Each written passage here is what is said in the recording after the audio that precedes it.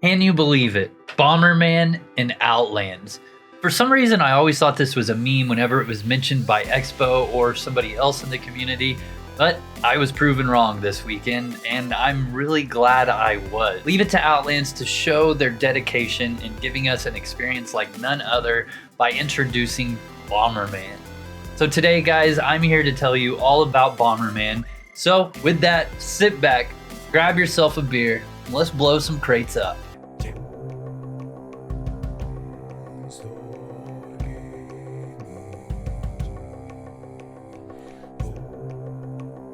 All right, guys, so we're gonna start off this video. We're gonna do it in our streaming scene. So make sure and come hang out with me over there every Tuesday, Wednesday, Thursday, and Saturday at 8:30 p.m. Eastern. However, with that, guys, if you're wanting to play Bomberman, first off, all you got to do is just go to any Moongate, and then we're gonna go over to the arena.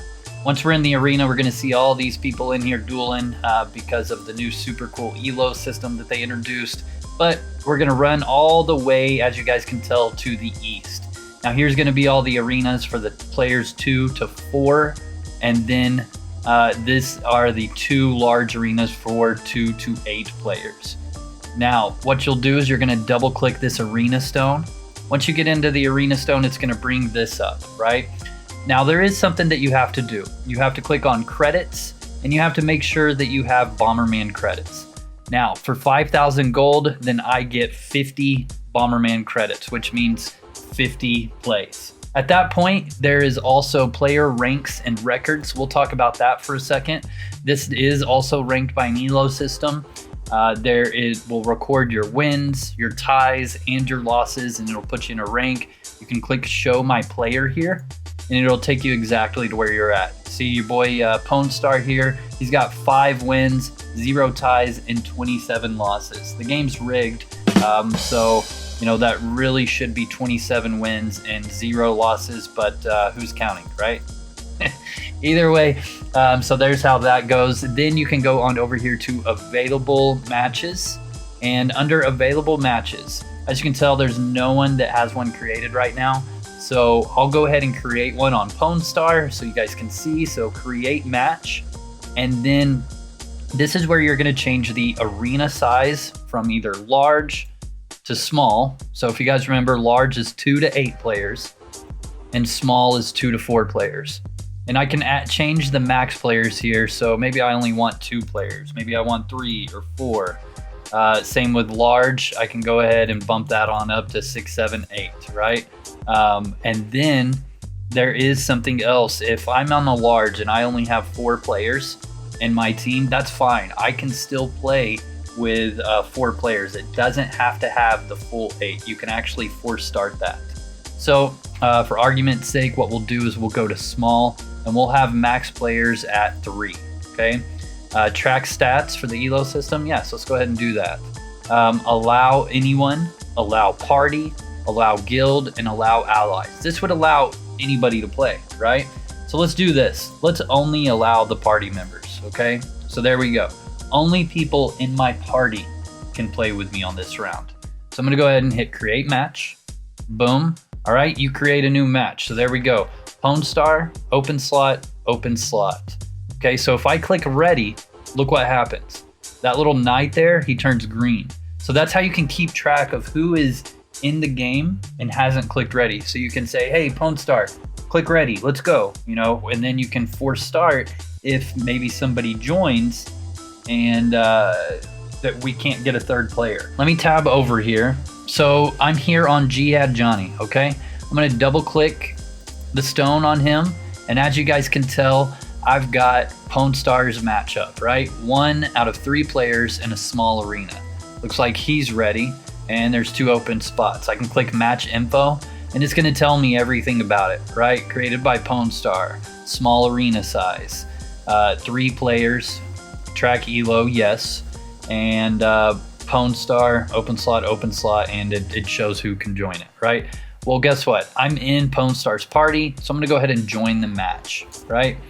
All right, so now I'm in. Looks like I've already clicked ready, and let's refresh the listings. Oh, there he is. I can kick him or I can ban him. So if maybe Jihad goes AFK after the next game, right, and he's still in the party, well then I can kick him out. All right, so here we are. We're in the actual match, right?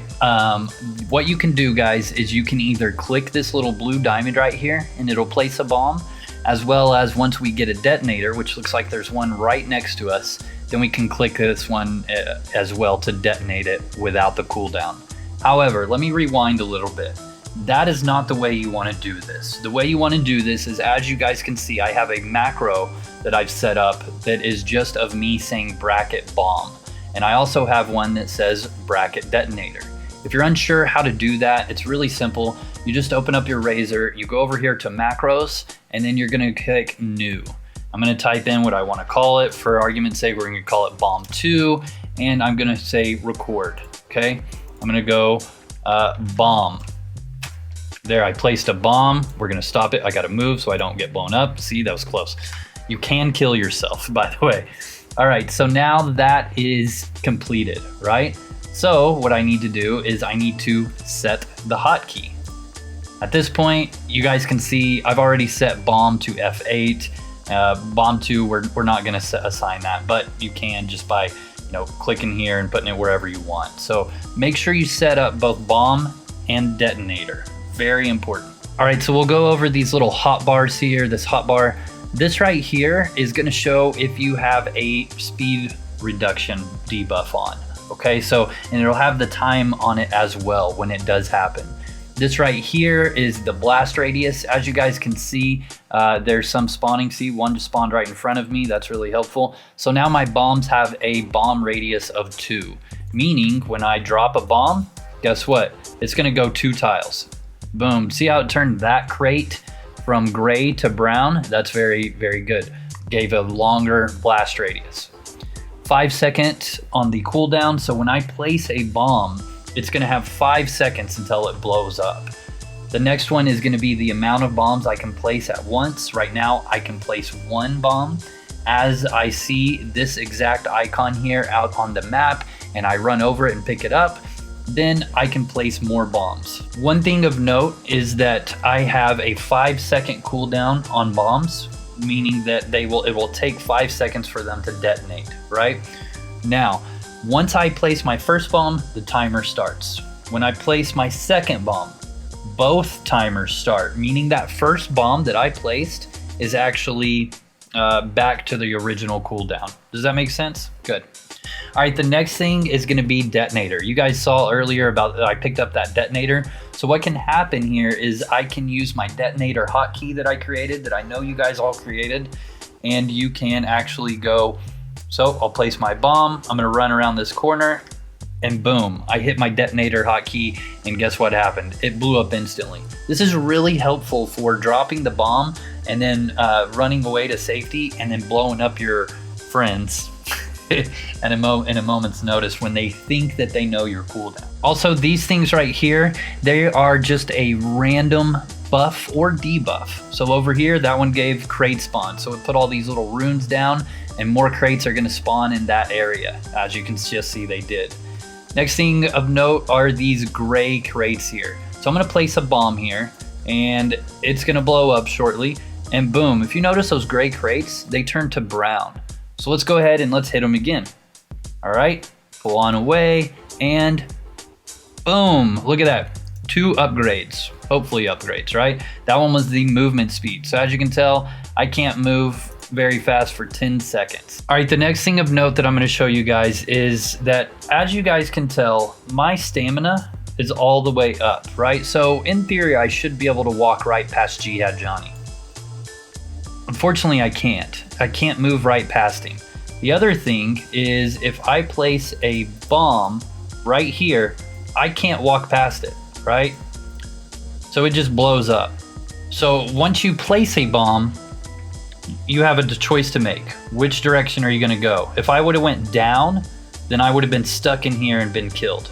Personally, for me, Bomberman has been a blast of a great time. So thank you, Expo, and everybody on the Outlands staff for introducing this super cool addition to Outlands. Such a great time. Thank you so much for watching this video. Please make sure and like this video so it helps with discoverability, not just for me, but for Outlands itself. Thank you to all the channel members, the Patreons, the subscribers, and you for watching this video. Other than that, guys, I'll see you in the arena playing some Bomberman. Lone Star Gaming out.